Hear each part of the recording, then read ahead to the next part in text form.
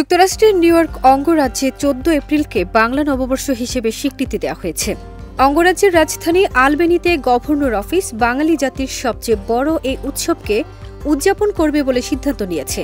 গত বুধবার senator Luis সেপুলভেদার উত্থাপিত এ প্রস্তাবটি পাশ করে।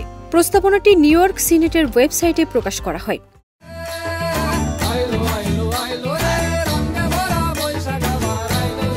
প্রস্তাবনায় বলা হয়, সচেতনতা বৃদ্ধি ও সাংস্কৃতিক বৈচিত্র্য বাড়ানোর জন্য নিউ ইয়র্ক স্টেটে বসবাসরত বিভিন্ন সম্প্রদায়কে শক্তিশালী করতে আনুষ্ঠানিক দিবসগুলোতে স্বীকৃতি দেওয়া হয় সিনেটে।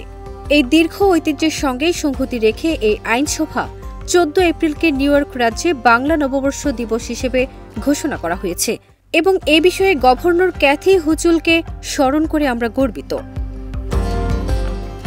এতে আরও বলা হয়, বাংলা নববর্ষের সূচনা করেন ভারতীয় উপমহাদেশের মুঘলরা এবং এই ছুটির দিনটি মূলত ধর্মনিরপেক্ষভাবে উদযাপন করা হয়। নাচ, গান, শিল্পকলার প্রদর্শনীর মাধ্যমে সব ধর্ম ও বিশ্বাসের লোকেরা এটা উদযাপন করে থাকেন। ফারজানা নিকিতা, দেশ রূপান্তর।